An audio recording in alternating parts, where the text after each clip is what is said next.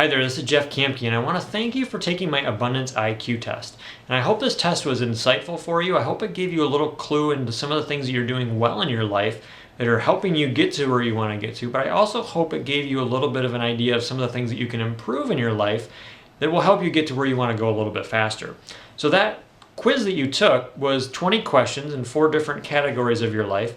In this Ultimate Path to Abundance video here in the next 20 or 30 minutes, I want to go into all those 20 questions and give you some more information. I want to expand on all that and really give you some more valuable, very valuable information that you can start implementing today in your life to help improve your health, your relationships, and your finances. These are some really very profound things that you're going to learn. I'm going to cram in a lot of information here in the next 20 or 30 minutes. So let's jump right in with that first category of vitality. Now, vitality is really all about your body and your health. So your body, I want you to look at your body as a vessel or a tool for accomplishment. Because if you want to be able to do things in your life, you want to be able to perform at a high level, reach goals, and really impact the world the way that you were designed to fulfill your purpose, you need to make sure your body's functioning at peak performance. So in order to do that, we're going to go into some of the things that are good to just have good health. But I want you to pay attention to your body, because your body will give you some very good clues as to how your body's handling your lifestyle. So if you have low energy or pain or poor posture, those are all things to be aware of with your body, that if it's causing symptoms, you're having symptoms with your body, you know something's not quite right. So pay attention to those things and use those symptoms as a gauge on some of the things you can do to start improving your health. So let's go into those few important things with your health that you can be doing right now. The first thing I want to talk about is something you may not be aware of, and this is something called electromagnetic frequencies or electromagnetic radiation. Now what this is because of electronic devices and electricity, there's frequencies that are emitted from wireless devices, and there's radiation that comes off a lot of these devices that we use, like cell phones and laptop computers, that is harmful to our bodies because our nervous system communicates at the same frequency ranges that a lot of these devices do. So these devices can run interference on our nervous system, and our nervous system and our body can get confused on, is this frequency coming from itself, its own nervous system, or from an outside source? And if it thinks it's coming from an outside source, it can perceive it as a threat and actually shut down or slow down some of the systems of the body, which can cause problems. Science is now linking a lot of health conditions with exposure to these electromagnetic frequencies and radiation. Things like chronic fatigue and even autism is being linked now with these devices. So knowing that and being able to reduce your exposure to those things is very important. So a few things you can be doing is putting your phone on airplane mode when you're not using it. Talking on your cell phone using speakerphone and not having it right up your head is a good idea. Turning off your Wi-Fi when it's not needed, or even turning it off at night is a very good idea as well. So implementing a few of those simple things with Wi-Fi in computers and cell phones is just a good idea to start giving your body a little bit of a break from being around all these different frequencies that we're around now with cell phones and even the smart meters on a lot of our houses are emitting these things too. So there's a lot more that we could go into on this, but those are a few steps you can start taking right now to help. Now the next thing I want to talk about is your diet. Now while this is a very big topic to talk about, I want to try to keep it very simple. Your body needs certain things in order to function properly. I think we all know that. And what we get from fruits and vegetables will provide your body with the raw materials to be able to maximize its performance and be able to heal anything, repair anything, and just carry out normal functions that your body does on a day-to-day, minute-to-minute basis. So by getting a good amount of fruits and vegetables, most practitioners, most doctors that are getting very good results with their patients will recommend between 2/3 and 3/4 of the diet being fruits and vegetables, whether that's cooked or raw. So start aiming for that. Wherever you're at, start getting a little bit better. Start with a meal extra a week and go from there with more fruits and vegetables. And the remaining third or quarter of your diet can be the meat, can be the grains, can be the dairy, and some of the other foods that we like to eat. Just having those things a little bit less and implementing more fruits and vegetables into our diet is a good starting point. Now there's a few supplements I would recommend you would take as well that we could include in our diet. That first thing is vitamin D. Vitamin D can become free from the sunshine, but a lot of us either live in a cold climate part of the year, or we just have a job that we can't get out at the right time of day to get enough sun exposure. But making sure you're getting between 2,000 and 5,000 international units of vitamin D a day from a supplement is a good way to ensure your body's going to get the things that it needs to be able to work properly. Now, vitamin D actually influences almost 3,000 of our over 20,000 genes in our body. So that's more than 10%, which is a very big number actually for one vitamin.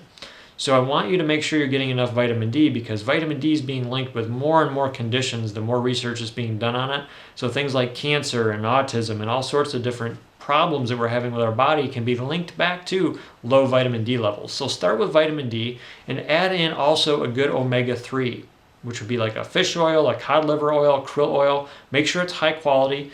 You can even get it from plant sources like flax, but make sure you're getting enough omega-3s, because this will help with brain health, this will help with cardiovascular health, and it'll help reduce inflammation. So make sure you're getting enough vitamin D and omega-3s. Those are really two pillar foundational things you need to be getting in your diet.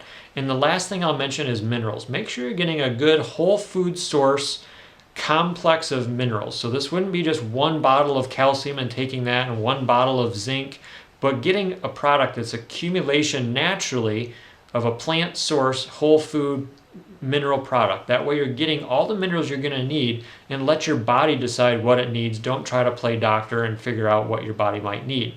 But also getting a trace mineral product would be advisable as well, because minerals are just so lacking in today's diet from the foods that we eat. A lot of our foods are grown really unnatural. They're picked before they're ripe. They're shipped 2,000 miles across the country. And a lot of it is not grown in good soils where the minerals are prevalent. So it's just very good to make sure you're getting enough minerals, because minerals are very important. In fact, they're more important than vitamins actually in your body. So make sure you're getting enough minerals. Now, the next thing I want to talk about is water. Now, when scientists look to other planets, one of the first signs of life is water. And us as humans, one of the last things we forget to do is get enough water. So it's very important. If water is a sign of life and we're not getting enough of it, we can't expect our body to be functioning properly at a very high level. So there's a simple test you can do to determine if you're getting enough water. Take a look at your urine. If it's relatively clear, you know you're probably getting enough. Now, if it's yellow or maybe even getting into the brown shade, you know you need a lot more water. So I would recommend getting between at least 50 to 100 ounces of water, depending on your activity levels, the time of year, and your weight. But that's a good starting point. Make sure you're getting enough water, and just monitor the color of your urine, because water is just needed for all sorts of body functions. It's recommended for your nervous system to be working properly to get those kind of water numbers a day, those kind of ounces. So just make sure you're getting enough water. Now, the next thing is exercise. Make sure you're moving your body enough. Now, we all know to do this, but there's no cheat you can get around exercise with. There's no pill you can take that gives you the equivalent benefits of exercise. There's no bank account that you can stack up points in your exercise bank account.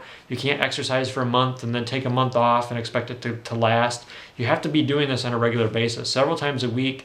Make sure you're going for a walk. You don't need to be running marathons all the time and really going crazy. Just make sure you're getting a good variety of different exercise types and doing it regularly throughout the week. Use your smartphone and schedule yourself an appointment to give yourself 45 minutes of good exercise. This could be walking or swimming or biking, hiking, jogging, all sorts of different things. Play a sport, go out with your kids, go out with your dog, do something just to get some good body movement, because your body needs to be moving in order for your digestive system to get the material through the intestines and stuff. You also need movement in order to circulate the lymphatic system and the lymphatic fluid, because there's no heart for the lymph. You need movement in order to circulate lymphatic fluid. So just make sure you're getting enough exercise, and begin with where you're at and just start small, taking one step at a time. The last thing I want to talk about is sleep. Now, we all know we need to get sleep, but it's recommended to get between 7 and 9 hours of sleep. And it's recommended in complete darkness, because if there's any light in your environment, your body won't be able to produce melatonin. It's a very important hormone that your body needs in order to function properly. And I've already mentioned making sure you sleep without Wi-Fi on, or if you're going to sleep near your cell phone, make sure it's 6 feet or more away from your body. And if you can, just shut it off or put it on airplane mode at night, just to reduce your exposure to those frequencies while you sleep. Because when you sleep is the most critical time that your body needs to be able to repair and rejuvenate. And if these frequencies are coming in during the night, that can really lead to problems. So the next thing I want to talk about is our mentality. Now there's a couple things I want to discuss here. And the first one is yourself. And what I mean by self is there's a lot of words that we use like self-love, self-confidence, self-esteem. We need to really take a look at how we view ourselves. What is the identity that we give ourselves? Do we view ourselves from a very negative light? Do we really down ourselves a lot? Or do we realize our potential, realize how good we are, not in a boastful, arrogant way, but in a confident way? So I want you to take a look at yourself, monitor yourself, reflect deep inside. Where are you at with a lot of these different things? What is your level of self-worth? What is your level of self-confidence and self-esteem? Because the way you view yourself is going to affect the way you perform in your life. Because if you don't think you're good enough, if you don't think that you have the right skills or the right knowledge or you're smart enough, you definitely won't perform at a high level. So start paying attention to how you think about yourself and what you say to yourself, because that will be a good key into being able to change the way you talk about yourself will help you perform better in your life. So pay attention to how you communicate with yourself and how you view yourself is a very good starting point. Now the next thing is your mindset. I want you to think about this quote. You've probably heard this before. And the quote is, life is 10% what happens to you and 90% the way you react. And it's that 90% of the reaction that really is a reflection of your mindset, because if you're reacting poorly to things that go on in your everyday to-day life, the stresses, the inconveniences, the problems that come up in our lives, if you're reacting poorly to those, that you generally have a negative outlook and your mindset probably could use a little improvement. So if you are reacting negatively and you're always looking for the bad in situations and it doesn't automatically pop in for you to look at the good, you need to start working on your mindset. So there's some plenty of things that you can begin to do that. But just being aware of what your mindset is a good starting point. And just realize that if you're reacting negatively, just stop it and recognize it and then choose a positive response. Choose a better outcome. And just get in the habit of practicing to look for the good. Practice reacting better, and you might fail for a while, but just pay attention to this over time and you'll get better, I promise. Now the next thing is just being in a spirit of thankfulness. Now, as a culture, we celebrate this every November with Thanksgiving, but the rest of the year we kind of forget about it. And it's just a good daily practice to think through, maybe before you go to bed, what are you thankful for? What are some of the obvious things that you overlook and tend to just kind of gloss over in your everyday lives that you're thankful for? What are some of the goals that you used to have that you've now reached, that you've forgotten about, that you really enjoy these things now, but you really don't pay attention to them? Be thankful for those things. So before you drift off to sleep every night, and maybe even when you wake up in the morning, just go through your mind, take 30 seconds, take a minute, and just run through what are you thankful for? And let it be a heartfelt exercise. Just don't let it be a mental exercise. Really feel these emotions of thankfulness and really feel that, because when you do, it will affect the way you perform throughout the day. It will help you perform at a better level, because when you put out feelings of thankfulness, you're going to get back more things to be thankful for. That's just the way that life works. So the next thing I want to talk about is your openness. Now, when I refer to openness, I want you to think about when other people around you succeed. How open are you to celebrating their successes, or are you jealous of their accomplishments? So that will give you an idea of how open you are. So there's a variety of things that you can be open to. And I would recommend being more open and working at this, because the most successful people are open to learning new information, they're open to making changes in their lives, and they're open to implementing a lot of these new pieces of information into their lives. And they're also open to what is going on in their environment and being thankful for the other people in their lives and the successes they're having. They don't see it as competition. They know that just because somebody else succeeds, it doesn't take away from their ability to succeed. So start paying attention to how open you are, because if you're closed to learning anything new, you think you know it all, you think you have all the answers, or you're not willing to change the way you're living right now to get to where you want to go, or if you're not open to what other people's successes are in their lives, you know that if you're closed, you won't be able to allow the good things into your life either because you're closed off to those things. So pay attention to that and start making choices to be more open, and you'll allow more things into your life that you're looking to get. Now, the last thing here is a big topic, and this is responsibility. And in today's world, there's less and less emphasis placed on personal responsibility. We want a pill to fix our health conditions. We want the government to bail us out if we're in financial situations, or even with our health for that matter. And unfortunately, the controlling class of people in the world are looking to take away our power and reduce our responsibility. And they want us to take our responsibility and put it on them, and that way we give up our power. Now, when you give up your power and you don't take responsibility for the things in your life, you just are disempowered. And when you're trying to function from a disempowered place, that short circuits the way your body performs, and that short circuit is really the way you perform in your life, because when you go about life as an empowered person, you will be able to do a lot more. You'll have more confidence, you'll have more self-esteem, and you'll just go forth and pull people along with you when you're empowered. But when you're disempowered, you're just turning people away quite often. So making sure you take responsibility for your thoughts, your actions, your habits. Don't blame other people. Don't make excuses. Take responsibility, even if it's in a situation where it's hard to see how you have a responsibility in that.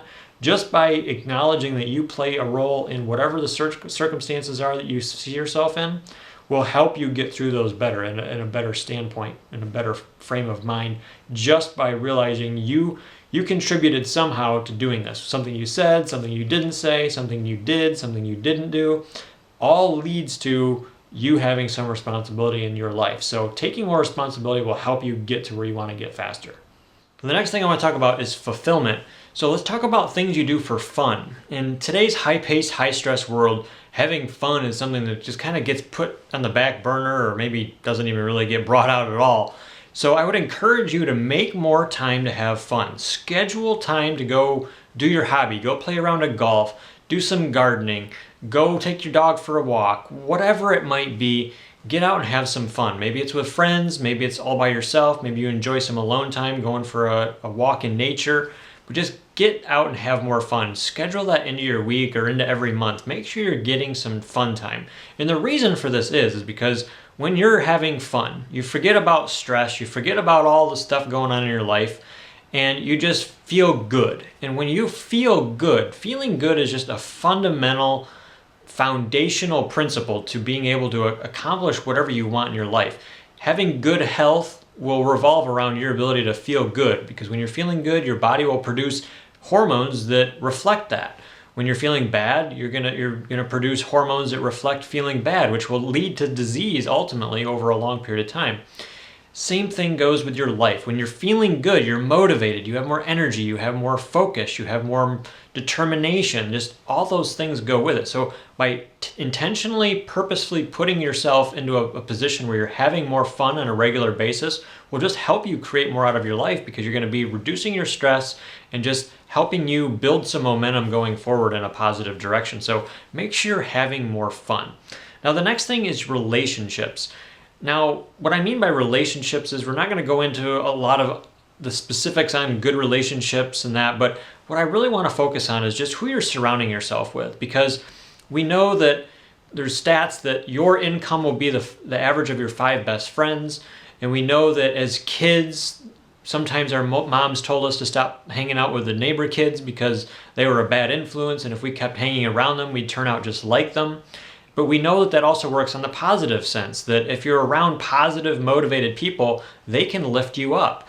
So just monitor who you're around on a regular basis. And obviously, if it's family and coworkers, some of these people that are very negative, because we all deal with these people in our lives, just do what you can to set up boundaries and deal with them the best that you can. But if there's people in your life that they just need to go because they don't support you, they don't encourage you, they're stressing you out every time you're with them, those people need to go. So think of it as pruning the dead branches from the tree, because in order for you to grow, in order for that tree to grow big and strong, you have to get rid of the dead branches. So if you want to really go places, you've got to get rid of the people in your life that are holding you back and keeping you from really reaching your full potential. So take a look at who you're hanging out with. And I would encourage you to intentionally seek out some people that are very motivated, that are very successful, that are doing what you want to do and have accomplished what you're setting out to do.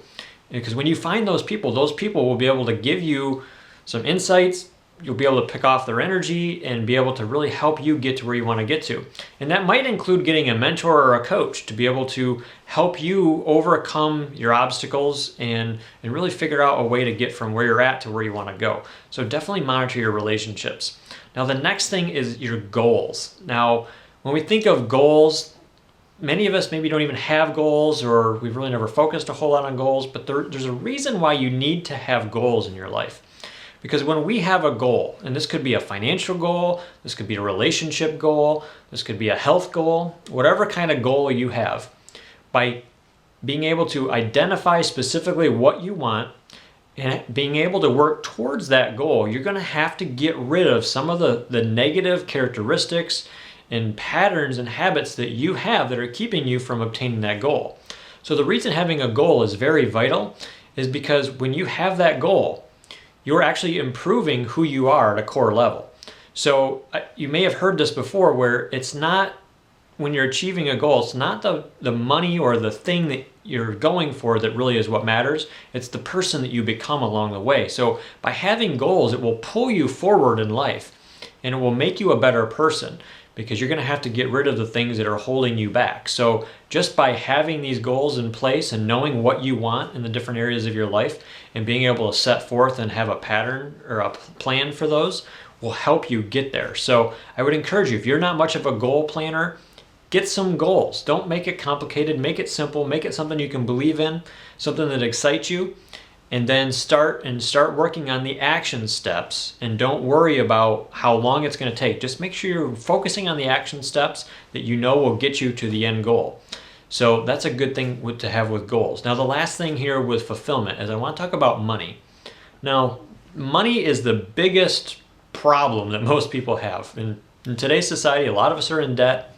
A lot of us don't make enough money. We live paycheck to paycheck. So depending on where you're at with money, it may cause a lot of stress in your life.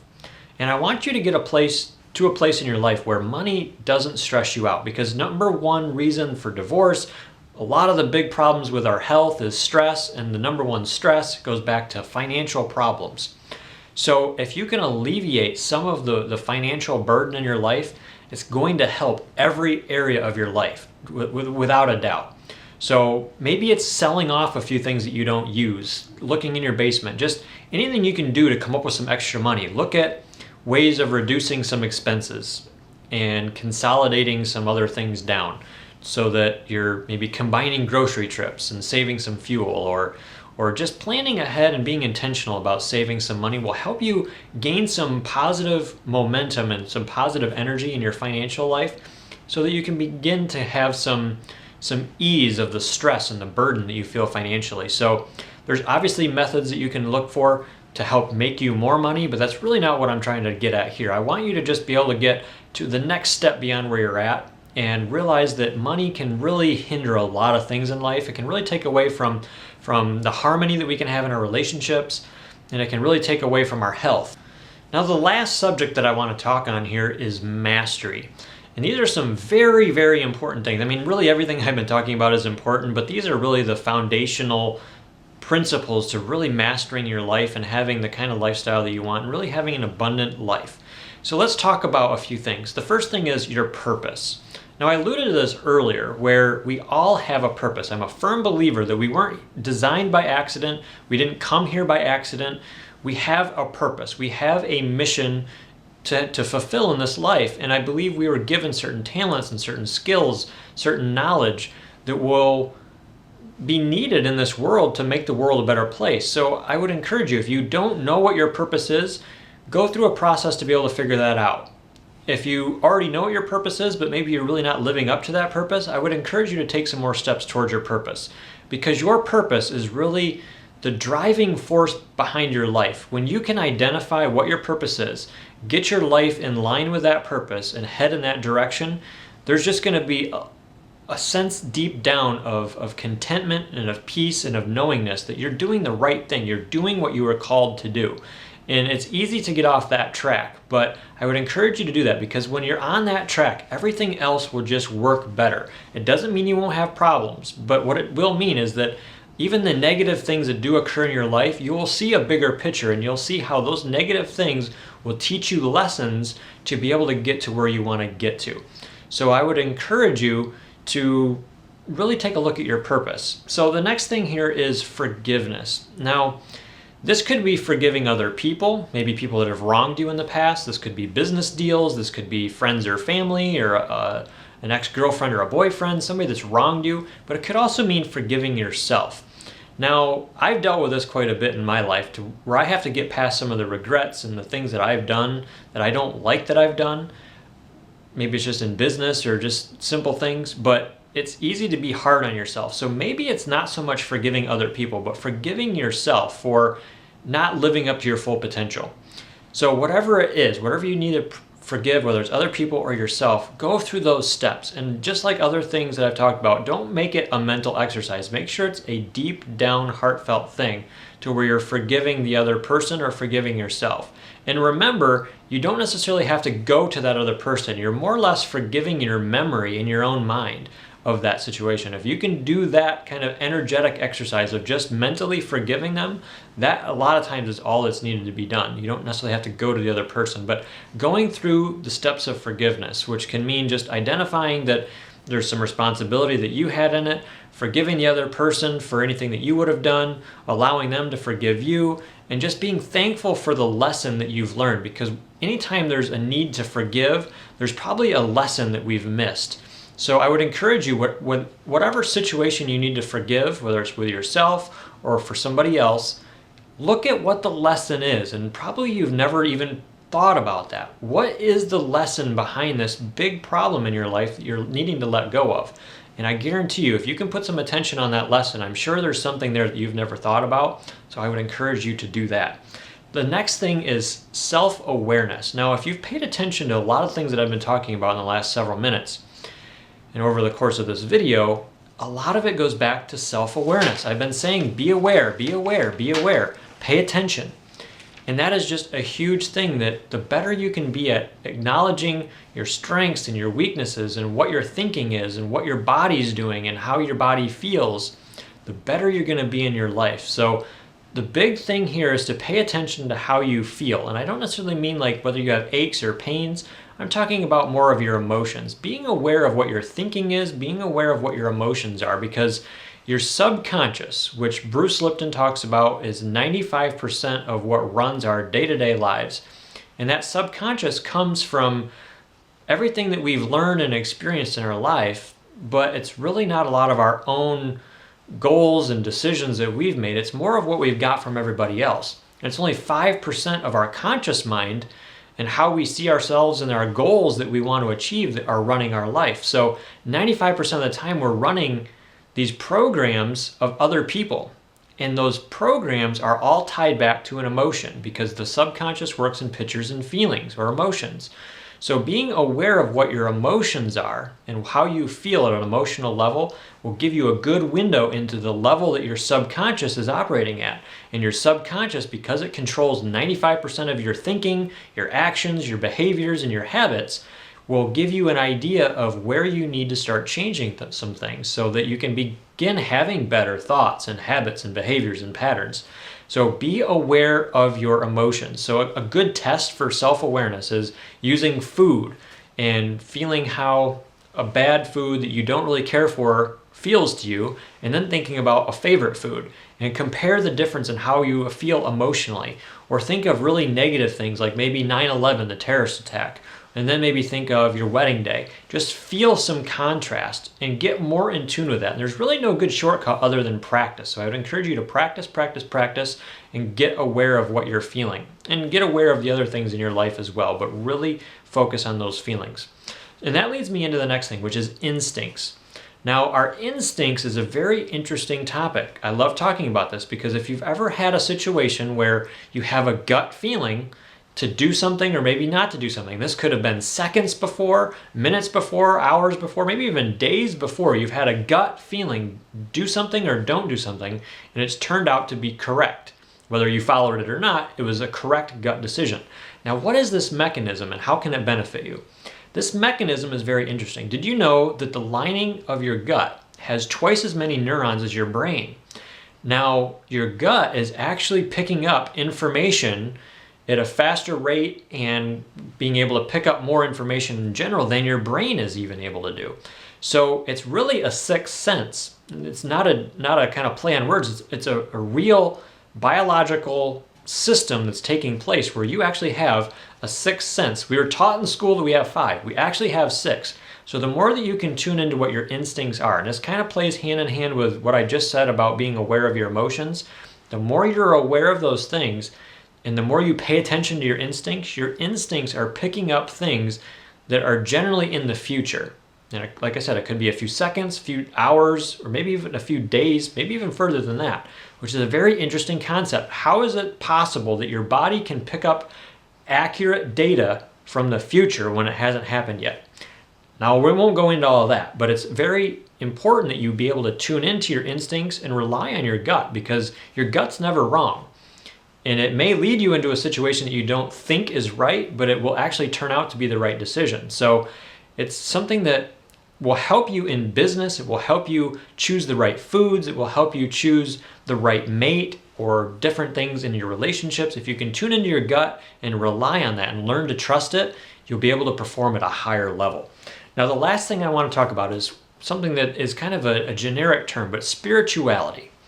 And I really firmly believe, I grew up as a Christian, and I don't know what belief system you have, but I know that whether you're religious or not religion or what religion you belong to, being spiritual, I see this as becoming as much as you can in this plane of existence here on earth as much like your creator or getting as good as you can get. So I really feel like the other 19 things that we've already discussed play into being spiritual.